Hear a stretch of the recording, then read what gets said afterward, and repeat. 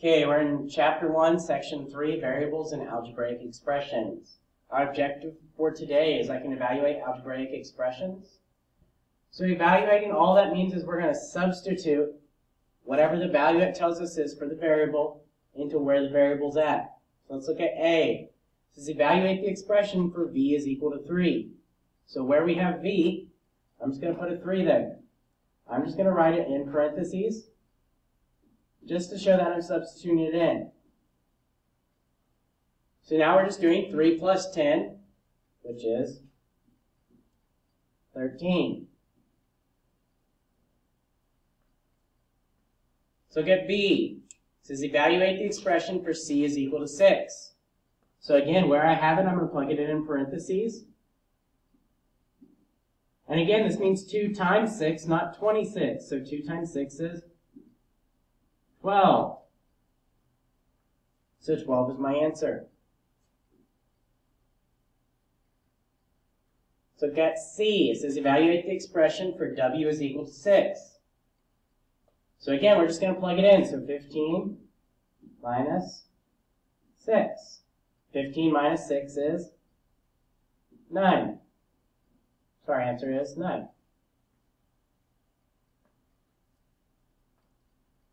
And D says negative 2y, so negative 2. And then where y is, I'm going to plug in negative 23. So negative 2 times negative 23. 2 times 23 is 46. And when multiplying or dividing, they're the same sign. It's going to be positive, different signs negative. So we have 2 negatives, so that's a positive 46. So on the IXL, that'll be R3. That's just the start of R3. So it's just simple plugging in and finding it. The second part of R3 is going to be evaluating, and we're going to involve the order of operations. That means we're going to have to do more than one step. It's going to have more than one operation.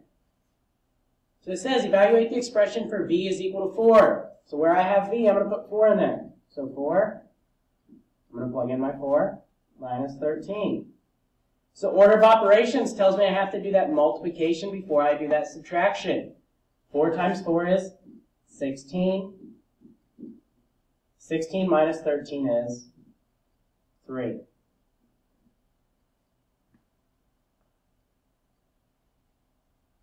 So get B. So we're going to write our problem and just plug in our Z. So 8 plus 2. It says evaluate the expression for Z is equal to 2. So I'm going to put my parentheses and then 2. So again, I have to do that multiplication before I do that addition. 2 times 2 is 4, so 8 plus 4. 8 plus 4 is 12.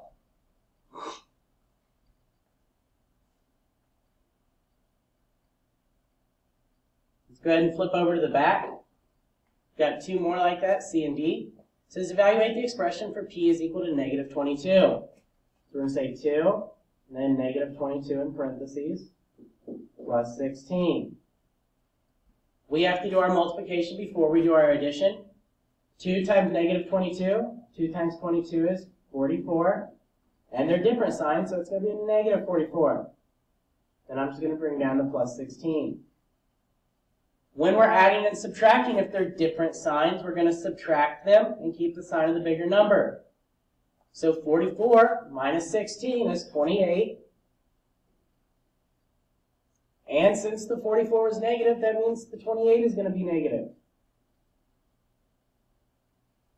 So negative 28 is my answer. And the last one, D. It says evaluate the expression for y is equal to 3. So we're going to say negative 12. I'm going to plug in my 3 plus 25. Negative 12 times 3. We have to do our multiplication first. 12 times 3 is 36. They're different signs, so it's a negative. And then we're going to add 25. Again, just like the last example, these are different signs, so we're going to subtract them and keep the sign of the bigger number. 36 minus 25 is 11. And 36 was negative, so the 11 is going to be negative. So that's the second part of R3. Just evaluating where you have order of operations. You might have to do more than one step. Moving on to the next IXL, It's evaluating algebraic expressions with two variables.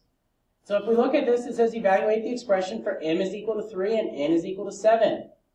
I just have to plug everywhere I have an m, I need to plug 3. Everywhere I have an n, I'm going to plug 7. So where I have this first m, I'm plugging a 3, plus where I have n, I'm plugging a 7. So 3 plus 7 is 10. So I just need to plug in more than one thing.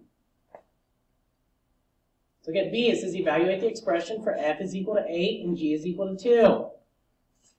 I'm going to say negative 2. Where I have a g, I'm putting 2. Make sure we're plugging the right one in. Minus f, I have 8.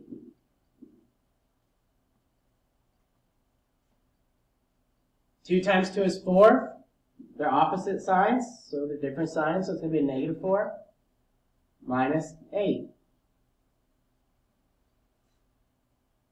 So whenever we're dealing with integers, and we have that minus, I'm going to change it to plus, so negative 4 plus a negative 8. Now they're the same sign, so we're going to add them together and keep our sign. 4 plus 8 is 12, and then we're going to keep our negative sign, so negative 12 is our answer. Let's look at C.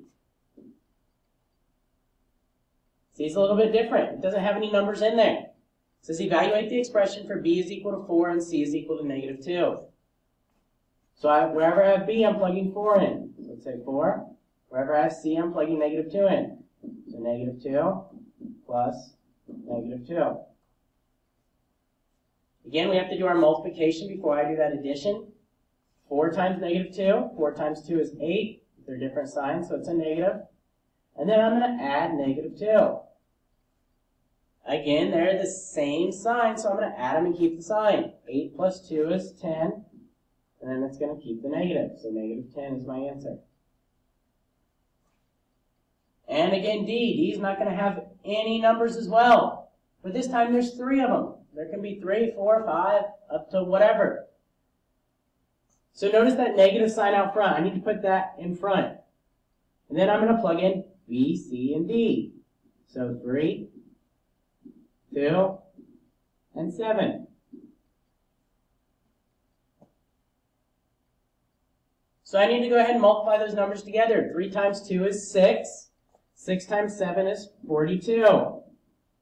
That negative in front just means the opposite of whatever that was. So the opposite of 42 is negative 42.